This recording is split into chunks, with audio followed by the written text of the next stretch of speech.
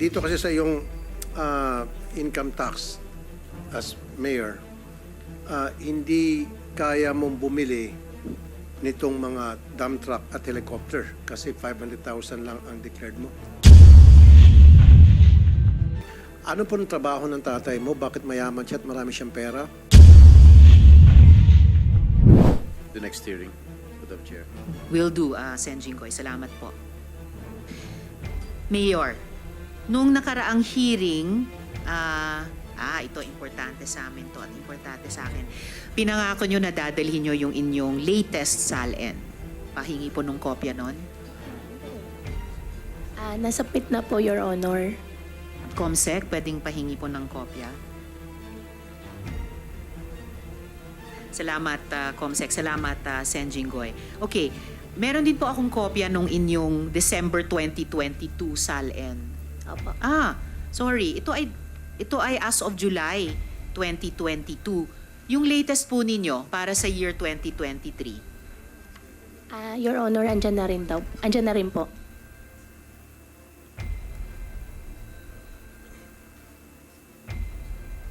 Madam Chair, pwede makasingit?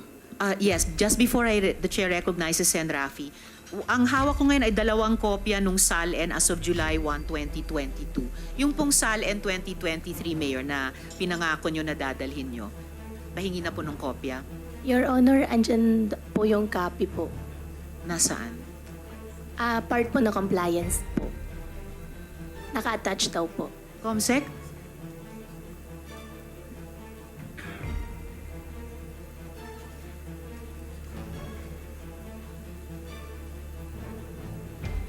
So far, ang nakikita ko po ay, okay. Alright, so meron na tayong SALN as of December 31, 2023. Okay, salamat, Mayor. And I also have a copy of your December, sorry, not your December 2022, but your July 2022 SALN. And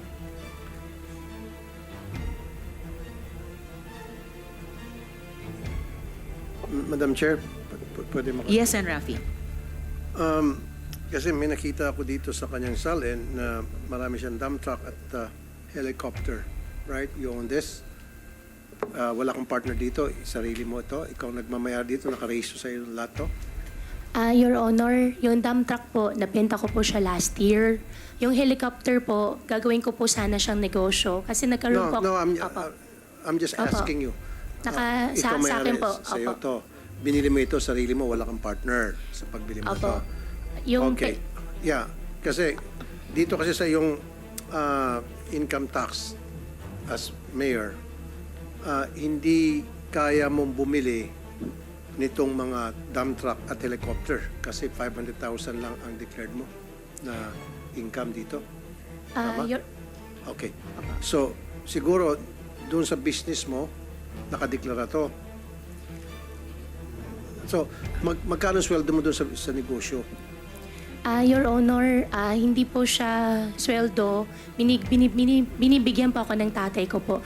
In fact, yung helicopter po, partial po ng pinagbayad ko po doon sa helicopter po ay galing po sa tatay ko po. Kaya nga po, lahat ng income mo dapat na pumapasok sa'yo, dapat deklarado sa BIR yan at binabayaran mo ng tax para malalaman kung saan galing yung pera na pinambili mo rito. Kasi right now, I don't see any documentations na madja-justify itong malaking amount na sabi mo wala kang partner, mag-isa ka lang, pangalan mo, na paano mo nabili ito? Saan pera nanggaling to? Siyempre, sabi mo sa negosyo mo. Now, nagbabayad ka ba ng tax doon sa negosyo na pinagkakitaan mo? Meron ba? Madam Chair, pwede ba tayong humingi ng dokumento sa BIR kung meron na para magkaroon siya ng ganung kalaking amount na makabili siya ng dump trucks, 1, 2, 3. Makabili pa siya ng mga motor vehicles and helicopter.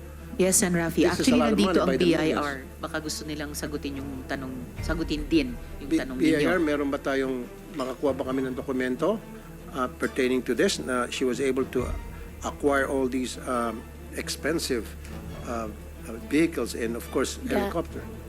Attorney Tibayan, or yes, please. Good morning po. Yes, we can request that, Madam Chair. If we may lang po, since it's covered under Section 270 of the Tax Code, may we request from the mayor a written consent allowing us to provide this committee the requested documents po. So Mayor, pwede nyo bang bigyan ng written consent ang BIR para ma-issue nila sa komite kasama si Sen. Rafi yung hinihinging dokumento? Opo, Madam Chairman. At yung pera po na pinagbili ko po dun sa helicopter po ay galing po sa tatay ko po. Okay. Ano po ng trabaho ng tatay mo? Bakit mayaman siya at marami siyang pera? Yung tatay ko po, meron po siyang embroidery po dito sa Pilipinas at may negosyo po siya sa China. Okay. So, BIR, pwede ba tayo pwede natin makita yung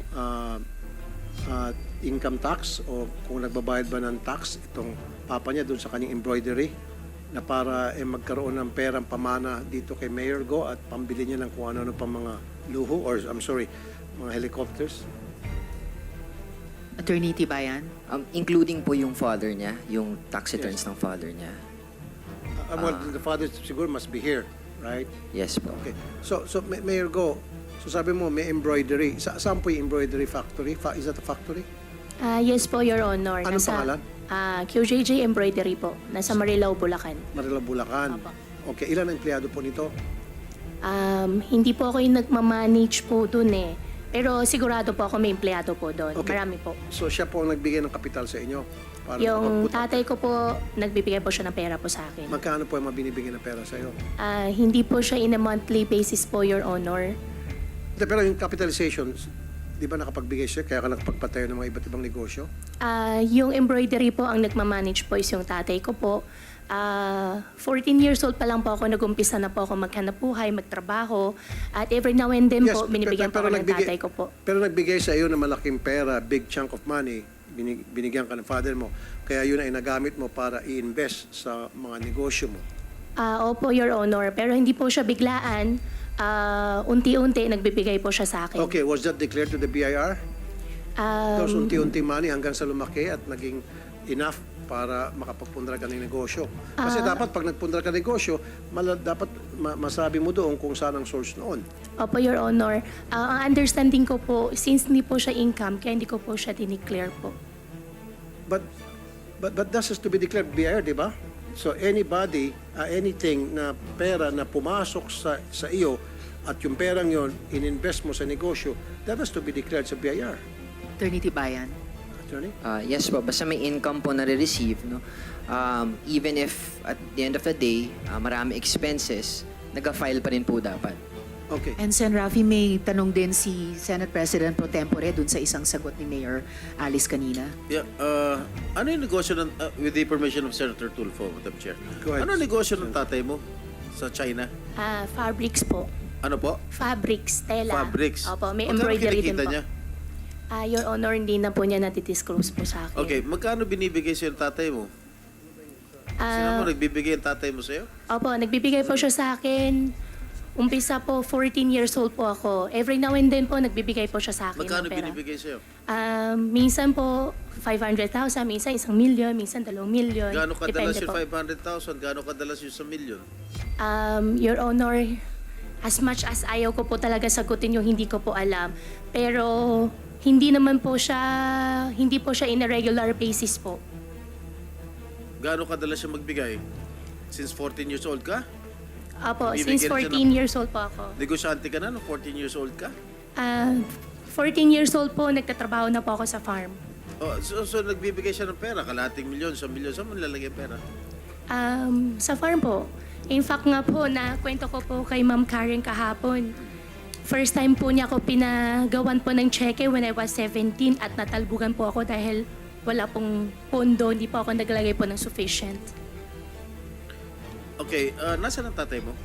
Ang tatay ko po, nasa ibang bansa po ngayon. Nasaan? Nasa China po. Kailan siya babalik? Siguro mga 1 linggo lang po.